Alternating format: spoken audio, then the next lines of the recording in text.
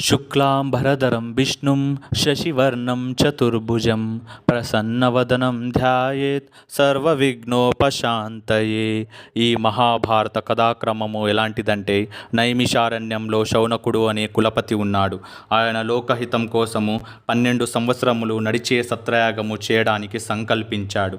ఆ సమయంలో రోమహర్షుని కుమారుడు అయిన ఉగ్రశ్రవసుడు అనే సుతుడు వచ్చాడు. అక్కడ ఉన్న మహాములను నమస్కరించాడు. శౌనకాది మహాములందరూ ఆ సుతుని వలన పురాణ కథలు వినవలనని ఉత్సాహంగా ఉన్నారు.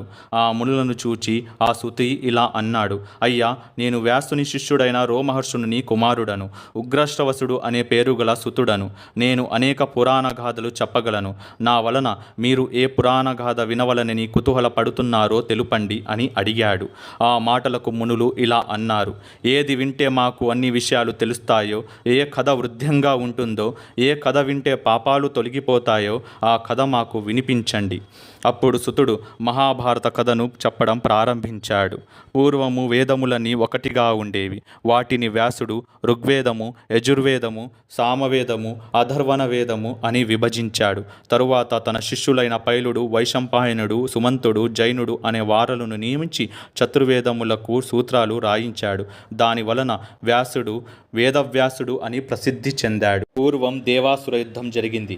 అదే మాదిరి ఇప్పుడు మహాభారత యుద్ధం జరిగింది. ఆ యుద్ధములో భీముడు 10 దినములు, ద్రోణుడు 5 రోజులు, కర్ణుడు 2 రోజులు, శల్యుడు అర్ధరోజు సేనానాయకత్వము వహించారు. మిగిలిన సగదినము భీముడు, సుయోధనుడు గదాయుద్ధము చేశారు. జన్మేజయ మహారాజు యజ్ఞం చేస్తుండగా ఒక దేవశునకం ఆ యజ్ఞ ప్రదేశం చుట్టూ తిరుగుతుంది.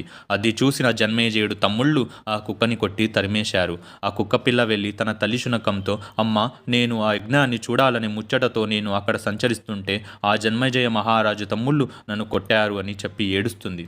అది విని తల్లి శునకం తన పిల్లవాడిని తీసుకెళ్ళి, అకారణంగా నా పిల్లవాడిని కనీస జ్ఞానం లేని నీ తమ్ముళ్ళు కొట్టారు.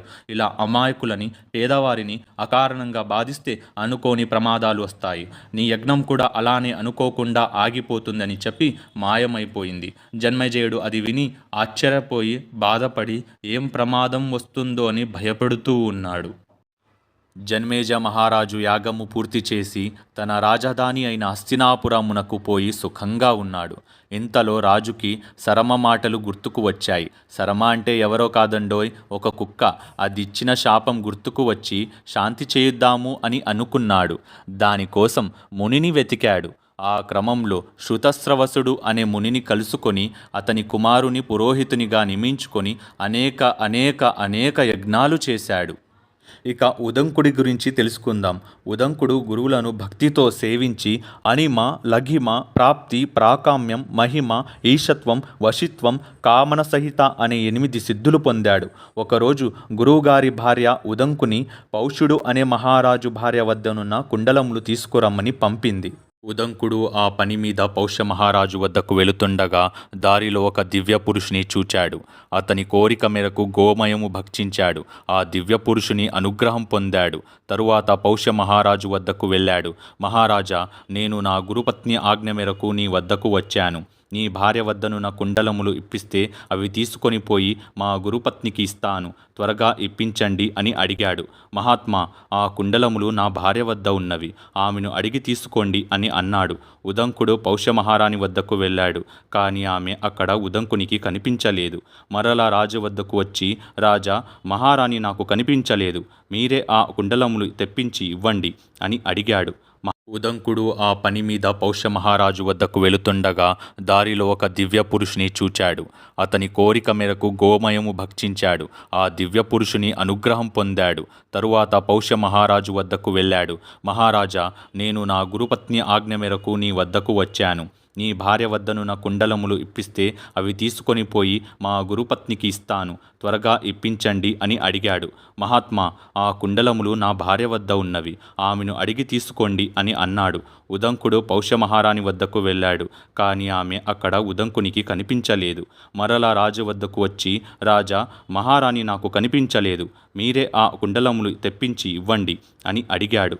మహాత్మా, నా భార్య మహాపతివ్రత, చాలా పవిత్రురాలు. ఆమె అపవిత్రులకు కనపడదు అని అన్నాడు. అప్పుడు ఉదంకునికి గుర్తుకు వచ్చింది తాను గోపేడను భక్షణము చేసి ఆచమనము చేయలేదు అని.